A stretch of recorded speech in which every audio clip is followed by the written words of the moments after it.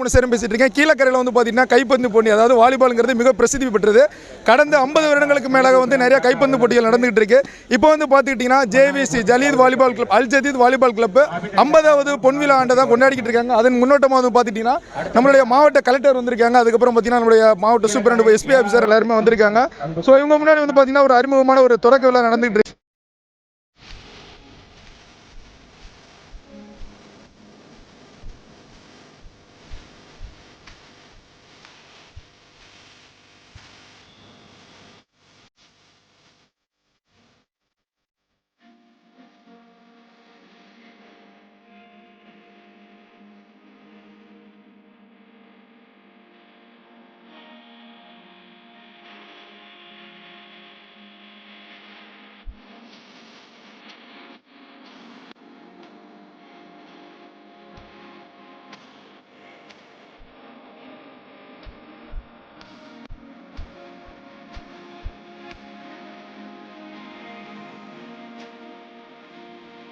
பிரபலமான ஒரு கைப்பந்து போட்டி இருக்கு, நீ துவக்கி வந்து வச்சிருக்கீங்க. இதை பற்றி உங்களுக்கு என்ன?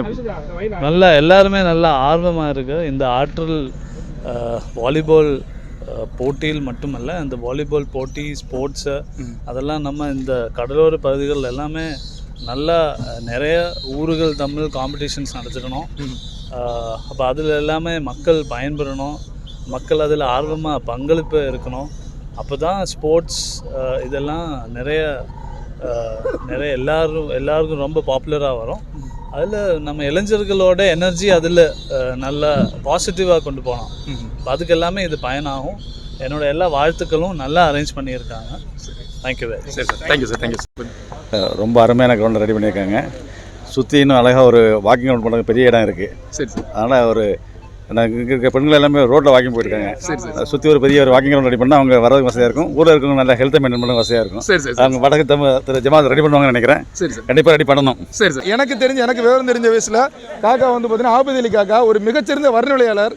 இங்கே வந்து ஒரு பக்கம் பந்து போடுறத ஒரு பக்கம் பார்த்தாலும் காக்காவோட பேச்சை கேட்க ஒரு கூட்டம் கூட. வணக்கம் காக்கா. ரொம்ப அற்புதமாக வர்ணனை பண்ணிட்டு இருக்காங்க. எனக்கு தெரிஞ்சு ஒரு 20 வருஷத்துக்கு மேலே இருக்கும். இந்த போட்டியில் பற்றி சொல்லுவாங்க. இது வந்து எங்களுடைய கிளப்பில் வந்து முக்கியமான போட்டி. ஏன்னா இது அஃபீஷியல்ஸ் மட்டும் விளையாடுறோம். ஏன்னா சார் வந்திருக்காங்க, பெரியவங்களாம் வந்திருக்காங்கன்னு சொல்லிட்டு ஒரு இதை ஸ்டார்ட் பண்ணணும். இதை வந்து கிட்டத்தட்ட இவ்வளோ செலவு பண்ணி கொடுத்துருக்காங்க. நம்ம போட்டிகள் வந்து யார் யார் நடந்துன்னு பார்த்துட்டிங்கன்னா சென்னைக்கும் திருச்சிக்கும் நடந்துகிட்டு இருக்கு. ஸோ அந்த பக்கம் உள்ளவங்கலாம் திருச்சி, ஜமால் டீம் திருச்சி, இதெல்லாம் சென்னை. ஸோ முதல் போட்டி ரொம்ப மூரமாக போய்கிட்டு இருக்கு.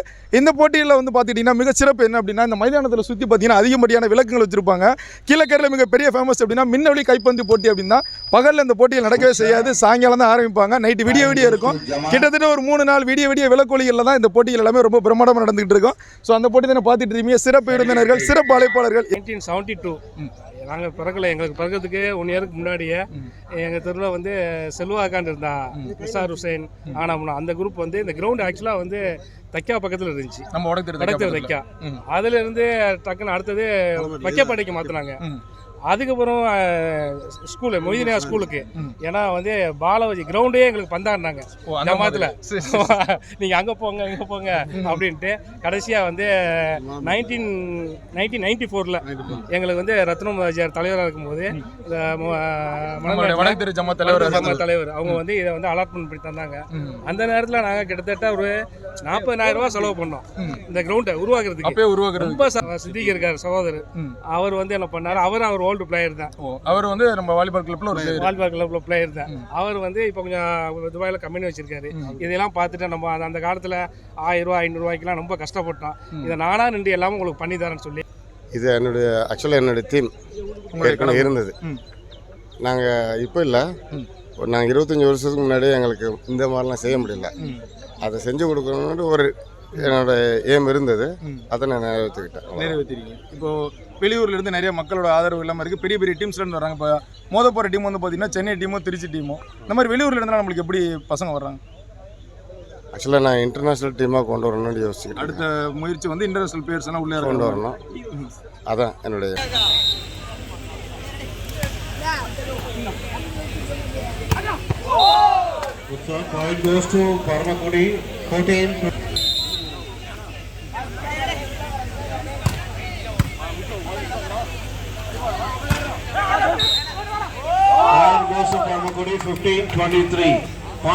இருக்கு. இப்போ நாங்களும் இது வரைக்கும் விளாண்டுருக்கோம். இதுக்கு முன்னாடி ஒரு வருஷத்துக்கு முன்னாடி தான் நாங்கள் இப்போ ஃபீல் அவுட் ஆனாங்க. கடைசி வரைக்கும் விளையாண்டுருக்கீங்க. ஆமாம், நாங்கள் விளாண்டுருக்கோம். இப்போ போன வருஷம் விளாண்டுருக்கோம் நாங்கள். இப்போ இந்த வருஷத்துல வருங்கால வர இளைஞர்களுக்கு இப்போ அந்த கிரவுண்ட் ரெடி பண்ணி வச்சு அவங்களை வருங்காலத்துக்கு ட்ரெயின் பண்ணுறதுக்கான இந்த கிரவுண்ட் ரெடி பண்ணி வச்சுருக்கோம். வந்து ஒரு 50 வருஷத்துக்கு முன்னாடி இதே மாதிரி நாங்கள் இந்த வாலிபாலை இளைஞர்களை ஊக்குவிக்கும் பொருட்டு ஆரம்பித்த இது வந்து வாழையடி வாழையா மாணவர்கள் எல்லாரும் வந்து மற்ற பழக்க வழக்கத்துக்கு போயிடக்கூடாதுங்கிற ஒரு நோக்கத்தில் ஆரம்பிக்கப்பட்டது தான். இன்றைக்கி கடந்த 50 வருடத்தில் கடந்து போயிட்டுருக்கோம். எங்களுக்கு நிறைய பேர் சப்போர்ட் பண்ணியிருக்காங்க. அவங்களுக்கு என்னோடய வாழ்த்துக்களை சொல்லிக்கிறேன். கேரளா பேர்ல்மெண்ட் ஹையர் செகண்டரி ஸ்கூலில் நான் வந்து ஃபிசிக்கல் டேட்டா அண்ட் யோகா மாஸ்டராக இருக்கேன். ஸோ நான் வந்து qualified referee, state referee. So qualified referee அப்படிங்கிறதுக்கு எதுவும் கேட்டகரிஸ் எதுவும் இருக்கா? கேட்டகரி வந்து எக்ஸாம் தான் சார். எக்ஸாமில் வச்சு அதை பாஸ் பண்ணோம் அப்படின்னா அதுக்கு குவாலிஃபைடு. அதுக்கு அவங்க எங்களுக்கு வந்து கார்டு கொடுப்பாங்க. ஸோ அந்த கார்டை வச்சு தான் நாங்கள் வந்து அஃபிஷியேட்டிங் பண்ண முடியும்.